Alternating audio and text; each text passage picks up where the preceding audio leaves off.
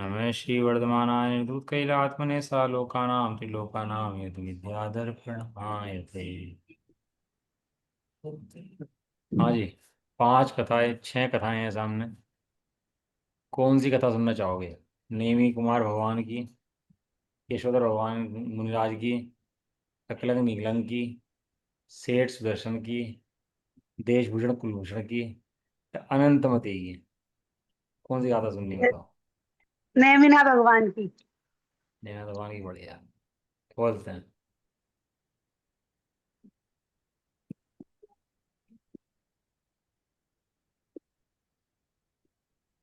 सीधा वही खुल मुझे पेज नंबर याद नहीं था। ये सीधे वही खुल का ही था हमने। नेमिनाथ भगवान हमारे का तो कथानायक। फिर नेमी कुमार लिखा है, नेमी भवानी लिखा। नेमी कुमार लिखा है जिस समय नेमी कुमार थे, शादी के लिए जा रहे थे, राजपूत से शादी होनी थी। उस समय क्या क्या घटनाएं घटी और कैसे उनके वैराग्य उत्पन्न हुआ, ये सब बातें अपने इसके अंदर आएंगी। नेमी कुमार निष्क्रमण में। बराबर है। 2 दिन चलेगा मेरे ख्याल से पाठ ये। 2 दिन के बाद फिर एग्जाम का नंबर है, उसके बाद आप लोगों को। चलो पढ़ते हैं इसको, है ना। श्री नेमि प्रभु की वंदना कर भक्ति भाव से, प्रभु सम ही भाऊं भावना, छूटो विभाव से। नेमि नाथ भगवान, नेमि प्रभु, उनकी वंदना करता हूँ। कैसे करता हूँ? अत्यंत भक्ति भाव से करता हूँ। क्यों करता हूँ? प्रभु के समान बनने के लिए उनकी भक्ति करता हूँ। यहाँ भगवान का भक्त भगवान बनने वाला है। एक भूतम नैगम नैगम ने होता है, एक भावी नैगम ने होता है। भूतम नैगम नय से भगवान अभी सिद्ध हैं, लेकिन हम उन्हें अनंत कहते हैं, प्रतिमा स्थापित करते हैं। सो भूतम नैगम नय हैं, और अपन लोग भविष्य में मोक्ष ले जाएंगे, ये भावी नैगम नय है। नैगम ने पढ़ा ना, ऋषि सूत्र नैगम ने तत्वा सूत्र के अंदर है। स्थापना करते हैं अपन लोग किसकी? सिद्धों की स्थापना करते हैं। किसमें? आचार्य देव सिद्धों की स्थापना सब जीवों में करते हैं। मैं सब जीवों में सिद्धों की स्थापना करता हूँ। सब जीव सिद्धों के समान शुद्ध बुद्ध हैं। सब जीव सिद्ध हैं। ऐसा अपने को सिद्ध देखते ही जीव को आनंद हो जाता है। सिद्ध के समान शुद्ध बुद्ध क्या है? परमात्मा। ऐसा देखते ही जीव आनंद में मग्न हो जाता है, क्योंकि वस्तु स्वभाव बना हुआ है, बनाना नहीं है। ऐसे निर्भरता आ जाती है कि ये बिल्कुल वस्तु स्वभाव के प्रति निशंक और निर्भर और निकांक्षित हो जाता है उससे। देखो क्या हो रहा था वहां पर, जब नेमी कुमार भगवान की जब शादी जा रही थी, तो उसमें क्या घटना घट रही थी। देखा पशुओं को रुका हुआ, प्रभु हो गए गंभीर। धिक धिक ऐसी विषयांध था, दिखे न पराई पीर। इन भोगों की अग्नि में कितने जीव हैं जलते, और भोगी भी परिपाक में भव भव में दुख सहते। पीड़ा है विषय कषायों की, मृत्यु से भयंकर। हो सहने में असमर्थ तब फिर मूढ़ जन फंस कर। दोई भवनाशे मोहि व्यर्थ मोह भाव से, प्रभु सम ही भाऊं भावना, छूटूं विभाव से। जिस समय यात्रा जा रही थी शादी की, तो प्रसंग पता ही है आप लोग, कि वो वहाँ पर पशु बंधे हुए थे, चिल्ला रहे थे। तो रास्ते में उनको देखा, उन्हें आवाज़ आई, तो वैराग्य हो गया। वास्तव में वो जो वहाँ पर मांस नहीं कट रहा था, कोई जानवर कट नहीं आए थे। तीर्थंकरों की शादी में कोई मांस नहीं कटता, जानवर नहीं कटते। तीर्थंकर हैं 3 लोग के नाथ, अहिंसा के धारी। उनकी शादी में कोई ऐसे प्रसंग नहीं बनते। तो प्रसंग कैसे बना था वो, कि कृष्ण जो थे, उनका स्वभाव मायाचारी का था, नरकगामी जीव थे। उन्हें लगा शादी हो गई तो गृहस्थी बच जाएगी, राज्य मिल पाएगा। तो उन्होंने उस कारण से उन पशुओं को बांधने का स्वांग करा था, मायाचारी कर दी वहां पर नारायण ने। कृष्ण नारायण थे ना, ये चाचा के भाई थे इनके। तो चाचा के भाई का अगर वैराग्य नहीं हुआ तो साम्राज्य कैसे मिलेगा? तो साम्राज्य के लिए वो एक विक्रिया रची थी उन्होंने वहां पर। पशु बांधते दिखाए, चिल्लाए दिखाए, लेकिन वास्तव में वहां पर कोई पशु कट नहीं रहा था, पशु बंधने नहीं आए थे। वे उन्हें बांध नहीं रहे थे, उन्हें खोल मुक्ति का मार्ग दिखा रहे थे भगवान को। तो भगवान मुक्ति की शादी में मत जाओ, मुक्ति के मार्ग पर जाओ। पशुओं को रुका हुआ देखा, बंधा हुआ देखा, ऐसा वैराग्य प्रसंग देखते ही प्रभु गंभीर हो गए। बताओ, अपन लोग इतने मरते हम्म। जीते लोग देखते हैं, सब मरते कटते दिख जाते हैं, हम जाते हैं बाजार में कहीं, तो गंभीरता कितनी आती है अपन लोग को? दुख दिखाई देता है कि किसी का अपन लोगों को? कितने दुखी प्राणी हैं। थोड़ी सी वीतरागता आती है अपने अंदर। हैं? तो ये मैं तो आंखें बंद करके नौकर बन पड़ती हूँ, सब जीवों की शांति मिले, ये हाँ, बोलती अच्छी हूँ। बात। मुझे ऐसे दिखता है तो। पर वो गंभीर हो गए ऐसी घटना देख करके। और देखा है, विषयों की अंधता के कारण जीव कट रहे हैं, मर रहे हैं। ये जीव इतने मर क्यों रहे हैं? विषयों में अंधे हैं। विषयों में अंधे होकर जगत में भ्रमते रहते हैं और नाना गतियों में दुख भोगते रहते हैं। ऐसी विषयांधता भयंकर है। जीव भी दुखी, काटने वाला भी दुखी, मरने वाला भी दुखी, मारने वाला भी दुखी। दोनों दुखी हैं। किसी को मारने के लिए कितने क्रूर क्रूर परिणाम चाहिए? किसी को मारना हो तो कितने क्रूर परिणाम चाहिए मारने के लिए किसी को? हैं? आप सही बहुत है। चींटी मारनी है एक, और अपन लोग पैर रख दें उसके ऊपर मार दें। कितना क्रूर परिणामी जीव वो होता है जो मारता है। ऐसा विषयों का अंधा मांस भक्षण कर ले, मांस खा जाए, विवेक ना हो जहां से अपने। एक सेकंड होल्ड रखना जरा, एक सेकंड।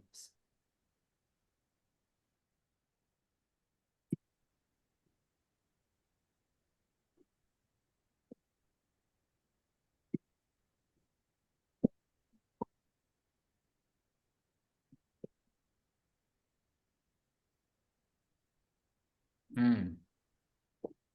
ऐसा कठोर परिणामी जीव समय दर्शन होना भारी है भाई। वास्तव में इतना कोमल परिणाम का धारी होना चाहिए, किसी जीव की हिंसा मेरे से होना जाए। किसी की पीड़ा दिखाई नहीं देती, दूसरे जीव की पीड़ा दिखाई नहीं देती। वो जो बैल ले आते हैं ना, गो भैंस ले आते हैं, बैल ले आते हैं, पीड़ा दिखती नहीं दूसरे जीव की। दूसरा जीव का दुखी है, वो मारता रहेगा उसको, उसके गला छिल जाएगा, उसके पैर छिल जाएंगे। हैं? और अपने घरों के अंदर भी बड़ी स्थिति खराब है। दूसरे की पीड़ा दिखाई ना देवे ऐसे कठोर हृदय है। यहाँ कह रहे हैं ना, दूसरे की पीड़ा ऐसी दिख दी कि ऐसी विषांतता को, तो दूसरा जीव पीड़ित हो रहा हो और अपने हृदय में दया ना हो रही हो। दया धर्म का मूल है। दयावान के ही धर्म उपजय है।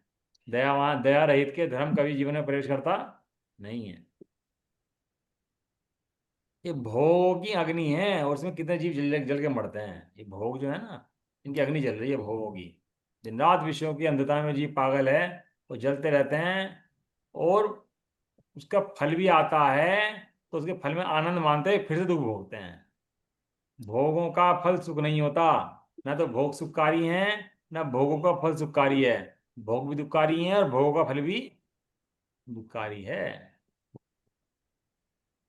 पीड़ा है। किसकी पीड़ा है? हमें बहुत पीड़ा है भैया शरीर के अंदर। हमें बहुत वेदना है शरीर के अंदर है। और थोड़ा ठीक हो तो भैया हम स्वस्थ हो कि हाँ स्वस्थ हैं भैया, ठीक है, पीड़ा नहीं है। और पीड़ा हो तो, और जो विषयों की पीड़ा चल रही है दिन रात, इच्छा की पीड़ा पीड़ा चलती है दिन रात, विषयों की पीड़ा चलती है दिन रात, वो पीड़ा दिखती नहीं है। वास्तव में वास्तविक पीड़ा तो वो पीड़ा है मेरे हिसाब से। सारे द्रव्य प्रणमन कर जाएं, ये जो इच्छा है, ये पीड़ा है वास्तव में। ये मृत्यु से ही भयंकर पीड़ा है वास्तव में। इच्छा रोग से सदाकाल जीव दुखी रहता है। सहने में जीव असमर्थ है और फंस जाता है उसके अंदर। जैसे पतंगा होता है ना, तो लो के ऊपर घूमता रहता है ना। अब तो नहीं दिखने में आता, पहले दीपक होता था ना, तो अपन लोग देते थे वो। वो दीपक पतंगा आता, और आने के बाद क्या होता उसका? वो तब लो के अंदर घुसता, उसका लो के अंदर घुसता। और लो के अंदर घुस के क्या होता उसका? वो पंख जल जाते, वहीं गिर जाता, तड़पता वहां पर। ऐसे ही विषयों का लोभी विषयों की वेदना सहने में असमर्थ होता हुआ विषयों में गिर गिर कर मरता है। ये तो सर्व के भगवान देखते हैं, तो ये बताते हैं कि विषय में भैया सुख नहीं है।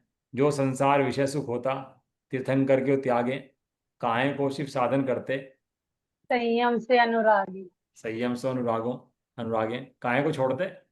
यदि इतना सुख इनमें होता लेकिन उसको दुख जान करके उन्होंने उसका त्याग कर दिया। ये मोही जन उस विषय कषाय के लोभ को त्यागने में असमर्थ हैं, और विषयों में कूदते हैं, जाते हैं और फंसते हैं विषयों में जा जा करके, और दुख भोगते हैं। दोनों भव का नाश करता है, इस भव का भी और पर भव का भी। मोही व्यर्थ मोह भाव से, जो मोही है वो इस भव को भी नाश करता है और अपने दूसरे भव का भी नाश करता है। ऐसा लिखा, कोई व्यक्ति सोचे कि मांस खाने से पेट भरता होगा, तुम भी तो घिया तोरी खाते हो, उसमें जीव होता है। मांस की एक कणिका में निरंतर अनंत जीव मरते उपजते रहते हैं प्रत्येक क्षण।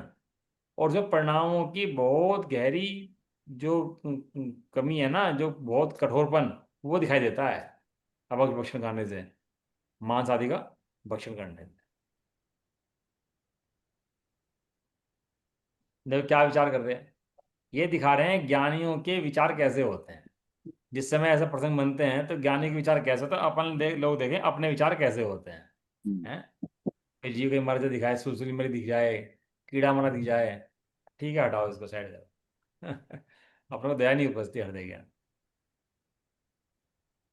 ऐसी शोभा से क्या जिसमें निज पर का पीड़न हो, ऐसी शादी से क्या जिसमें दुख में भव बंधन हो, स्वतंत्रता का हो हनन, आराधना का घात, परिग्रह के ग्रहण में होते, अगणित दुख में उत्पात, रहता है चंचल चित्त सदा ही परिग्रहवान का, विषयों में जो आसक्त उनके नित ही मलिनता, सुख लेश भी पावे नहीं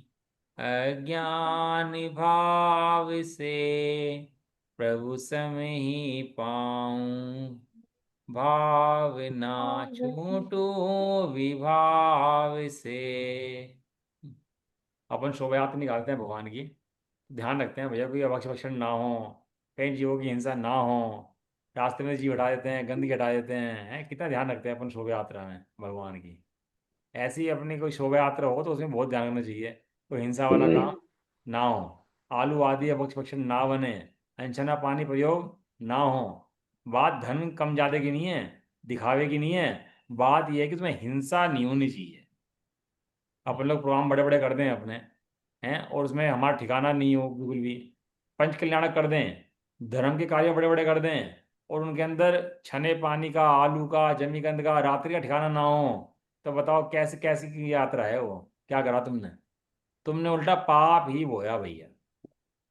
अब तो क्या ना, बोतलों में पैकेट आने लगे, बंद आने लगे, पैकेट फूड आने लगे, सब्जी पैकेट में आने लगी, तो बस पैकेट लाओ और बांट दो, तो धर्म हो जाएगा उससे?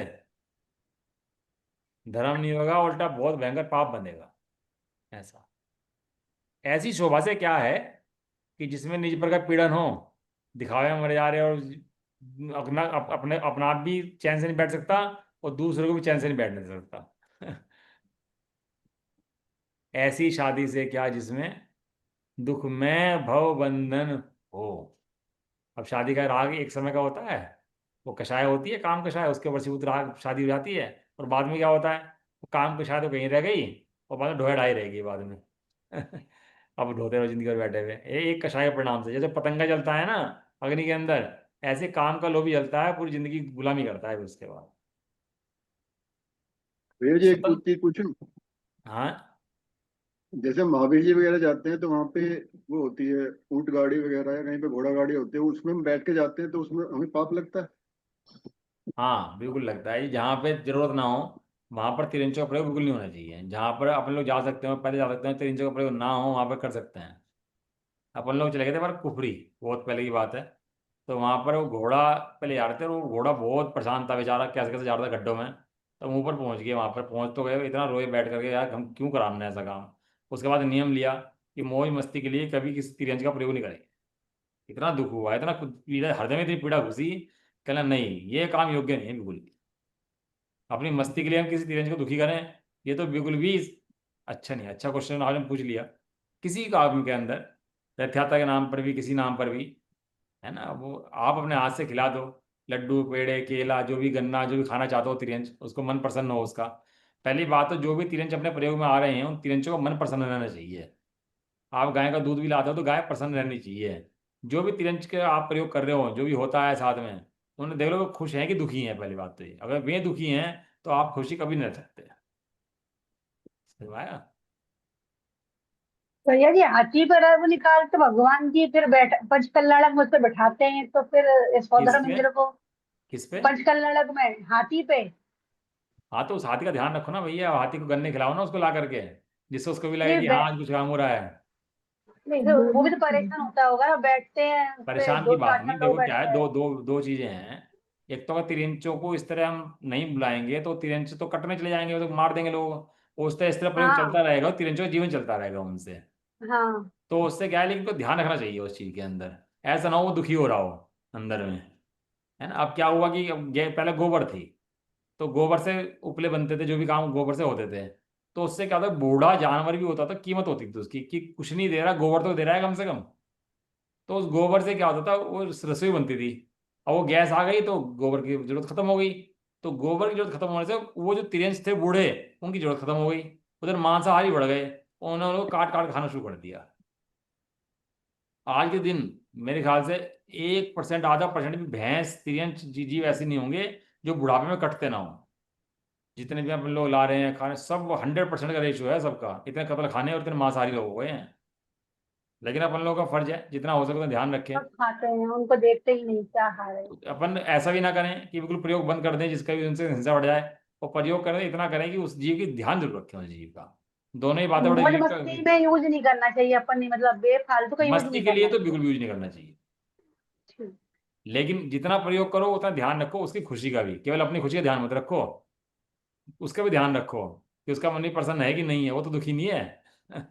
अब पता लगा भैंस का बच्चा मर गया उसका, और तो दुखी है, यार तुम दूध पी रहे हो उसका बैठ करके, तो कैसे तुम्हें चैन चैन पड़ जाएगा, ये बताओ ना।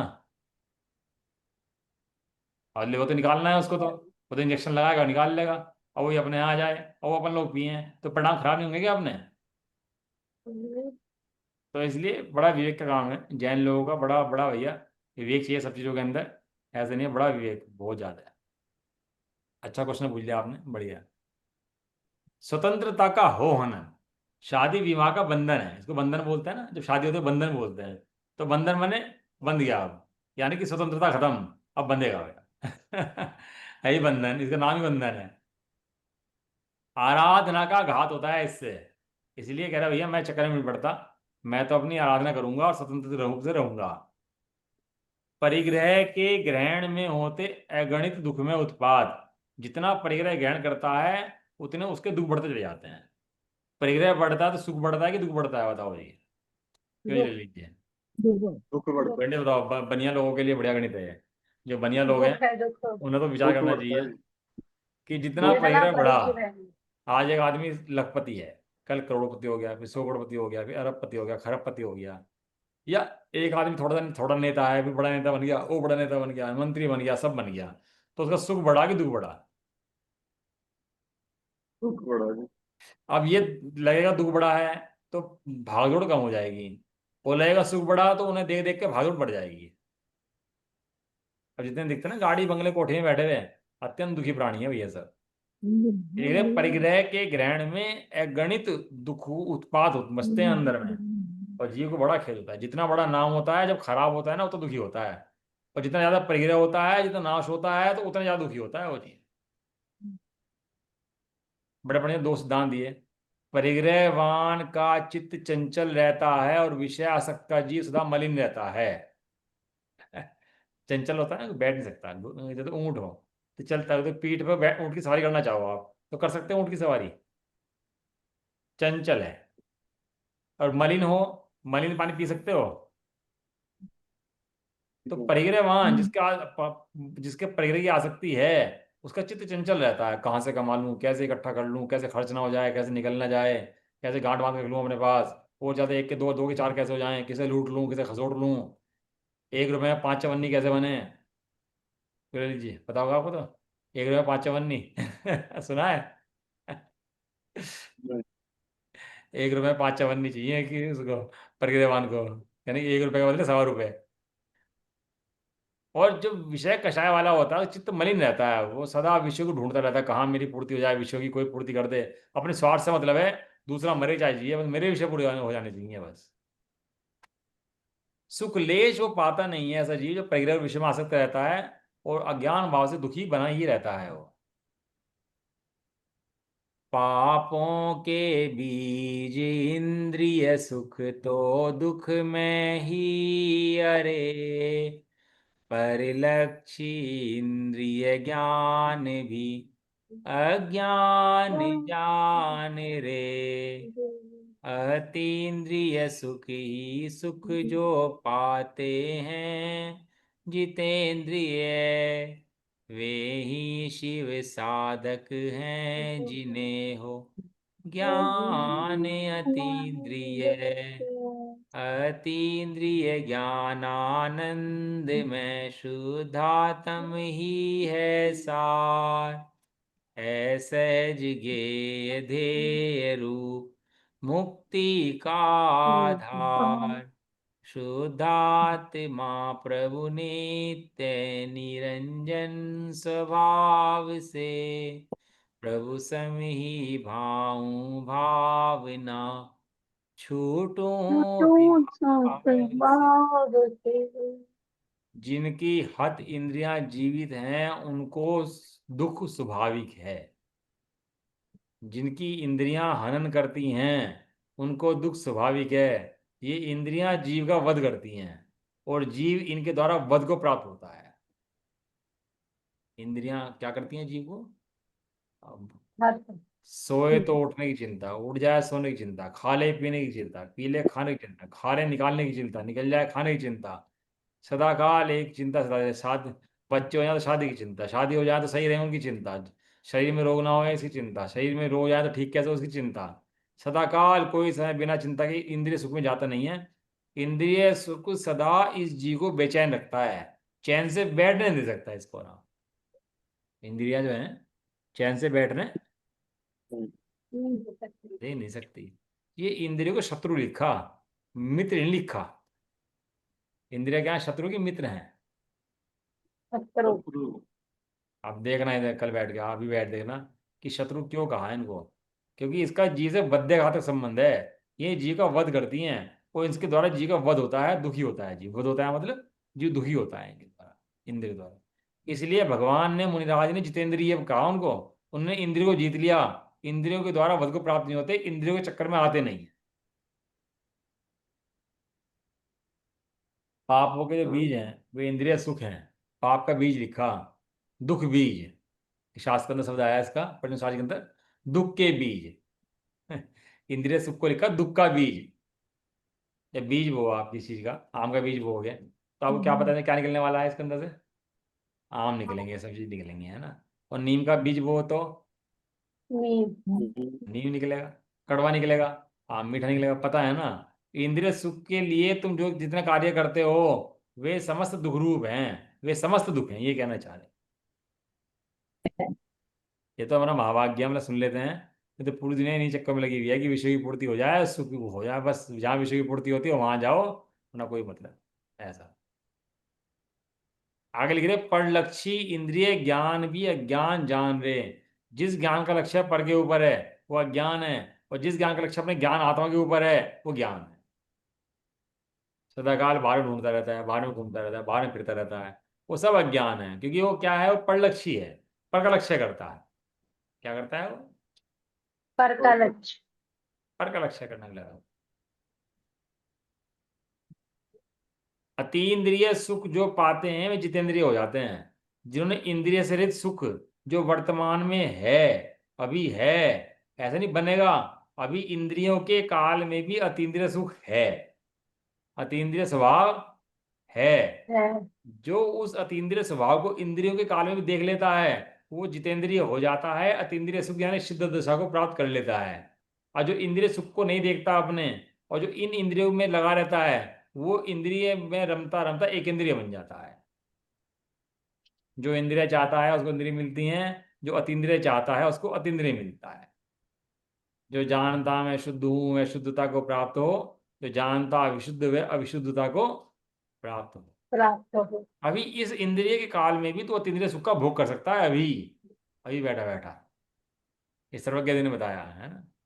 तो जो अतीन्द्रिय सुख को पाते जितेंद्रिय हो जाते हैं वे ही शिव साधक हैं, मोक्ष को साधने वाले हैं, और उनका ज्ञान अतीन्द्रिय हो जाता है। जो ज्ञान इंद्रिय में लगा हुआ था वो ज्ञान उनका अतीन्द्रिय हो जाता है। और ये अतीन्द्रिय ज्ञान आनंद में जो है, ये शुद्धात्मा है। यही तीन जगत में सार है, जिसको समय सार बोलते हैं। इसको क्या बोलते हैं? समय सार। हाँ, भगवान बोलते हैं इसको।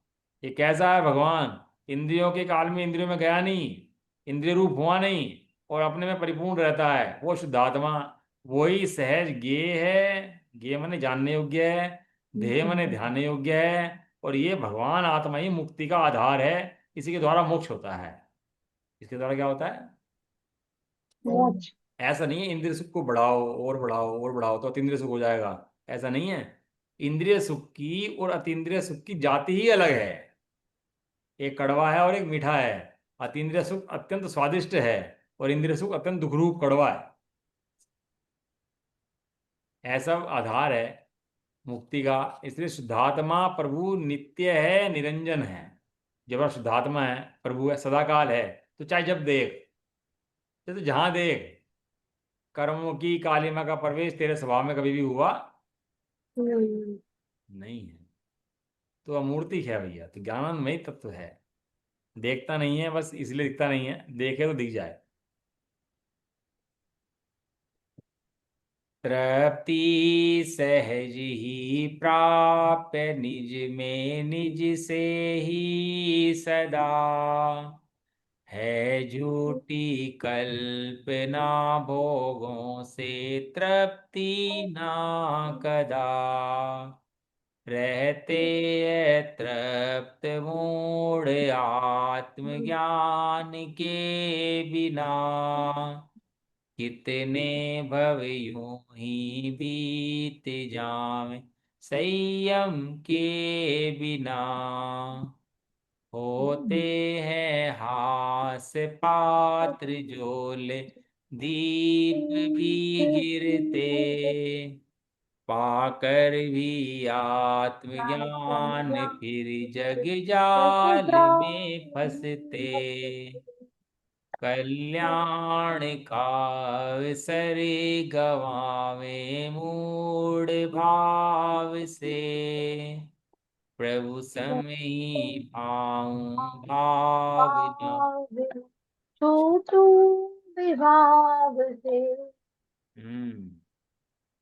तृप्ति कहाँ है? विषयों में तृप्ति क्या तृप्ति है? तृप्ति। हाँ, तरफ से। विषयों का स्वभाव ही अतृप्त है। जितने मिल जाए, कोई आज तक तृप्त हो पाया? आज तक विषय भोग किसी को तृप्त कर पाए?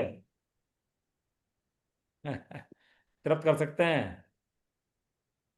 कितना गेर दें इसके अंदर जो तृप्त हो जाए?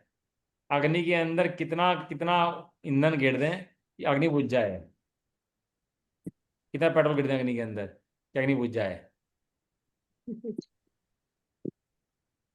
तृप्त तो जो स्वभाव को प्राप्त कर लेता है वो तृप्त हो जाता है, और जो स्वभाव को प्राप्त नहीं होता वो तप्त रहता है, तप्तायमान रहता है, कषाय की अग्नि में जलता रहता है, इंद्रियों में झुलसता रहता है। तृप्ति निज के स्वभाव से होती है, जो प्राप्त कर लेता है वो तृप्त हो जाता है। और पर से भोगों से तृप्ति होगी, यह झूठी कल्पनाएं हैं। ये झूठी कल्पनाएं हैं। बना। आत्मज्ञान के बिना जीव कभी तृप्त हो सकता ही नहीं। जंगल में चला जाएगा, तो जंगल में जाके आत्मज्ञान नहीं होगा तो बाहर में देखेगा भैया। नाम हो जाए, ग्राम हो जाए, 10 लोग पूछने लग जाएं, त्यागी बन जाएगा तो त्यागी नहीं बनेगा, बाहर में देखेगा। 4 लोग पूछे, 4 लोग बैठे हैं हमारे पास, 4 लोग धर्म को सुने, अतृप्त रहेगा। पर विषयों की तृप्ति चाहेगा सदाकाल। कितने भव यूं ही बीत जावें संयम के बिना।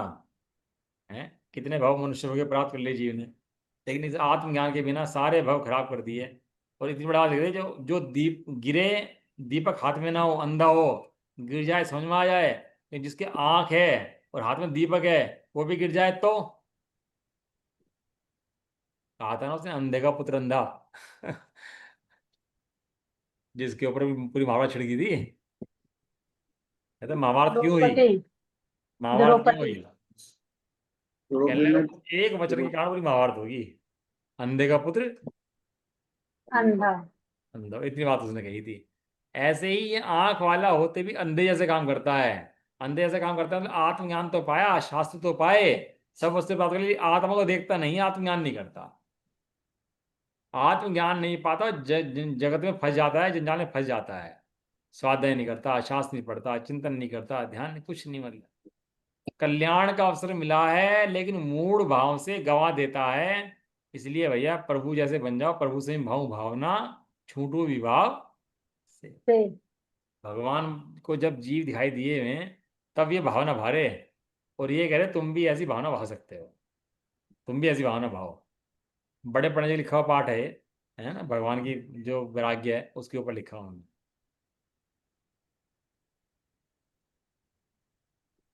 संयम में जीवन ही यहो, ज्ञानी को शोभिता, बढ़ती प्रभावना सहज हो।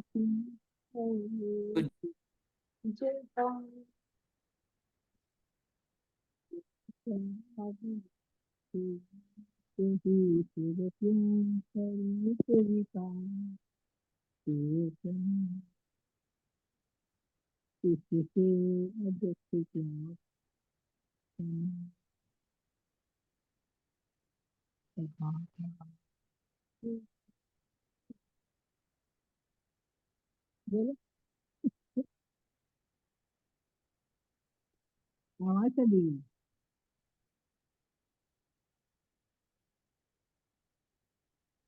आवाज गई। शर्मा जी।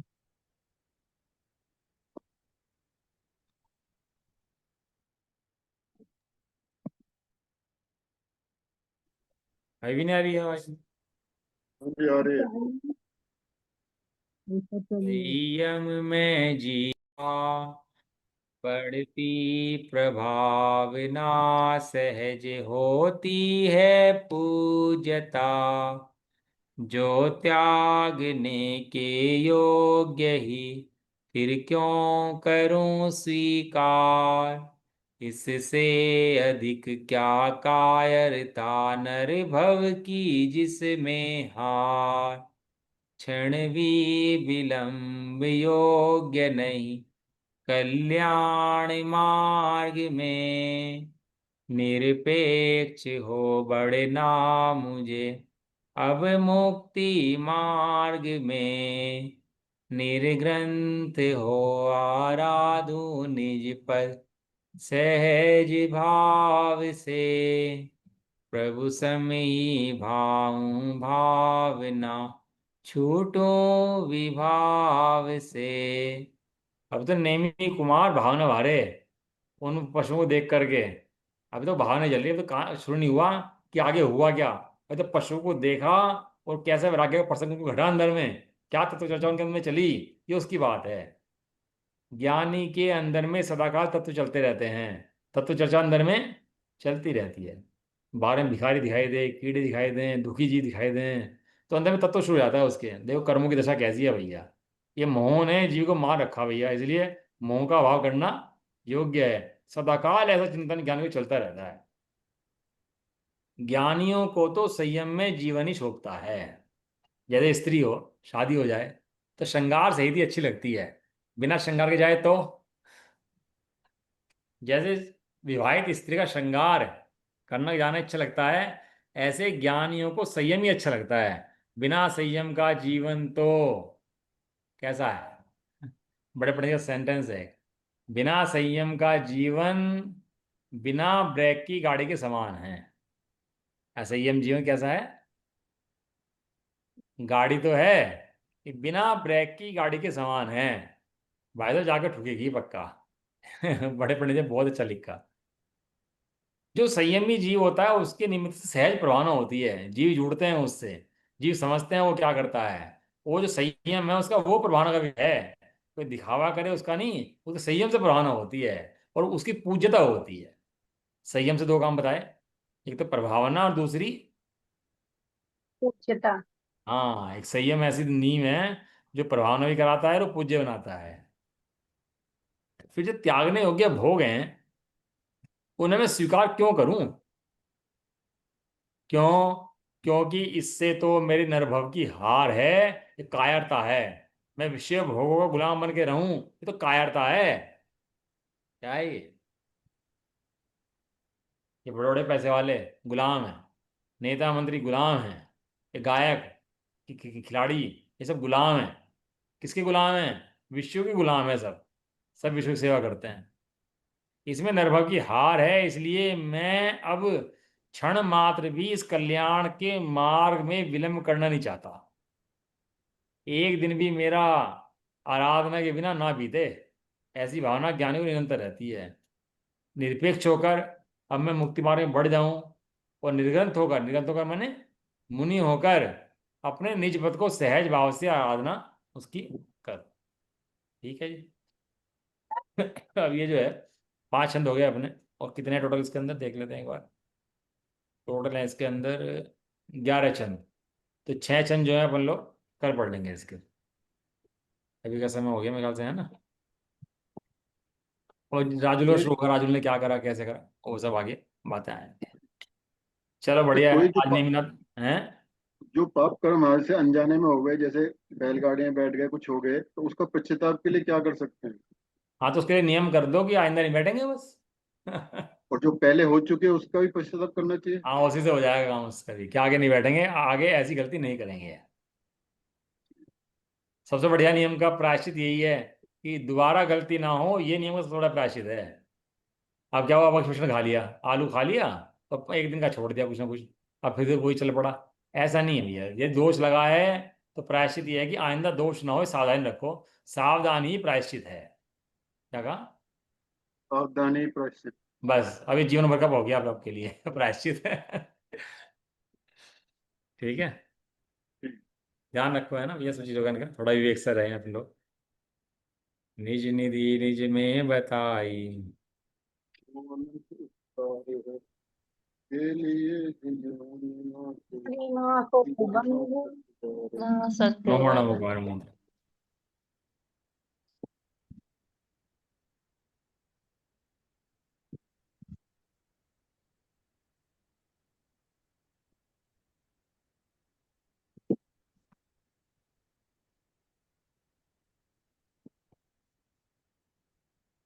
जय बोलो दर्शन माता की, जय हो। महान जैन धर्म की। जय जय हो। हो। एक साथ बोलिए। जय सभी को जिनेन्द्र। जय जिनेन्द्र, सभी सभी को को जय। जय।